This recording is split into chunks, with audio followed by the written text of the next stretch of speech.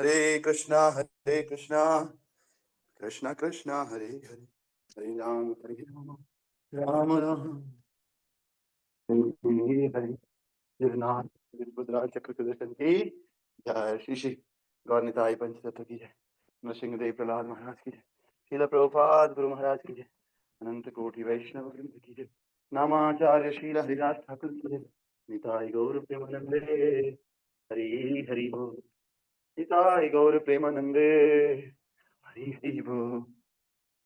तो आप सबका स्वागत है श्रीमद् भागवत महापुराण और इसका दूसरा स्कंद और अध्याय संख्या 7, श्लोक संख्या 20। हाँ 20 सही है, श्लोक संख्या है 20। चक्रम च दीक्ष विहतम दशचु स्वतेजो मनमंतरेषु मनुवंशधरो बिभर्ति दुष्टेषु राजसुदमं व्यददात् स्वकीर्तिं सत्ये त्रिपृष्ठ उसतिं प्रथयन् चरित्रे सत्ये त्रिपृष्ठ उसतिं प्रथयन् चरित्रे। हरे कृष्ण। हरे कृष्ण प्रभु।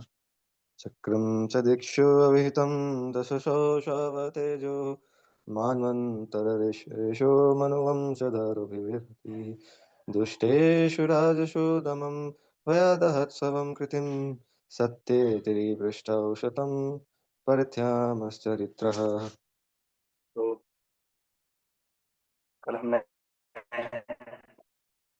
भगवान के हंस अवतार के बारे में पढ़ा और आज हम पढ़ेंगे आगे का अवतार। हंस अवतार में हमने देखा था कि भगवान हंस अवतार के रूप में आते हैं और नारद मुनि को ईश्वर विज्ञान के विषय में बताते हैं, कैसे भगवान की दिव्य प्रेममयी सेवा होती है। तो भगवान नारद मुनि की अगाध भक्ति से अत्यंत प्रसन्न होते हैं और प्रसन्न होकर के उन्हें भक्ति का पूरा ज्ञान अच्छे ढंग से समझाते हैं और ये भी बताते हैं कि भगवान के ज्ञान को वही व्यक्ति समझ सकता है अच्छे से जो भगवान के प्रति पूरी तरह समर्पित हो, है ना।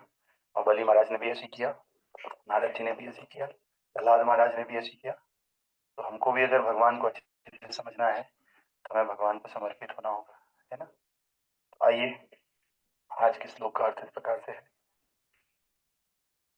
भगवान ने मनु अवतार लिया। अब मनु अवतार के बारे में बता रहे हैं और वे मनु वंश के वंशज बन गए। उन्होंने अपने शक्तिशाली सुदर्शन चक्र से दुष्ट राजाओं का दमन करके उन पर शासन किया। तो जो मनु अवतार भगवान का हुआ उसमें उन्होंने क्या किया, बहुत शक्तिशाली जो उनका सुदर्शन चक्र है उससे दुष्ट राजाओं का दमन कर दिया और उन पर शासन किया। समस्त परिस्थितियों में अबाध रहते हुए उनका शासन उनकी महिमामयी कीर्ति से मंडित था, जो तीनों लोकों तथा ब्रह्मांड के सर्वोच्च सत्य लोक तक फैली हुई थी।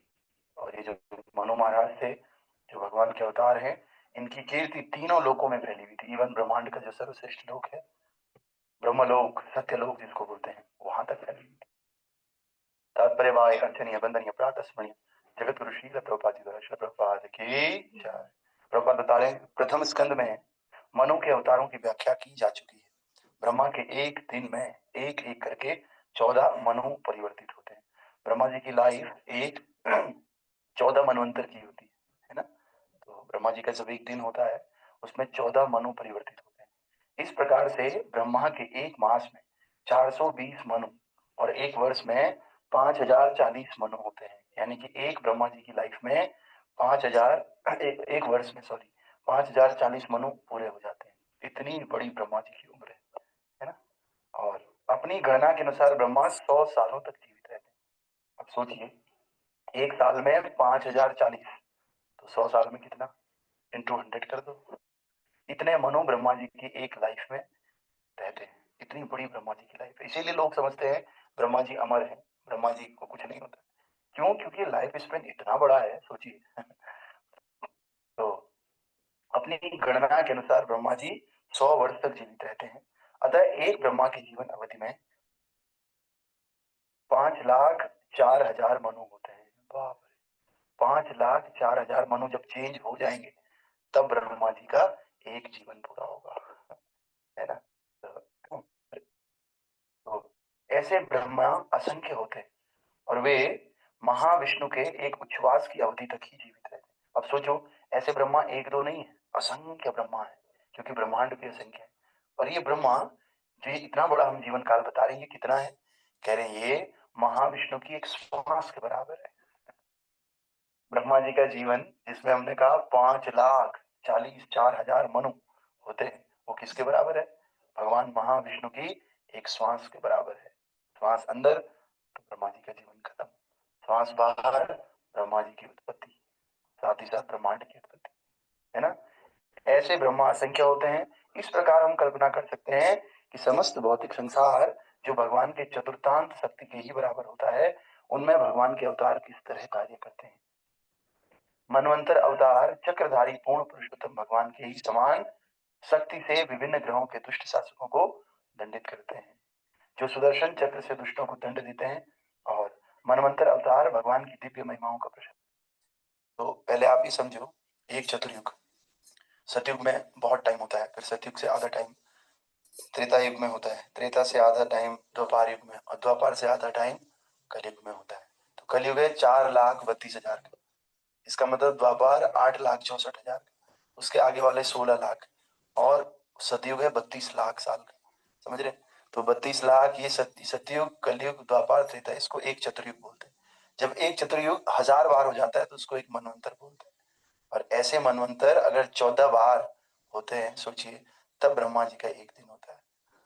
और ऐसे ब्रह्मा जी 100 साल तक जीते, और वो ब्रह्मा जी की आयु जितनी कैलकुलेट हो जा रही है, करोड़ों अरबों वर्ष हो रही है।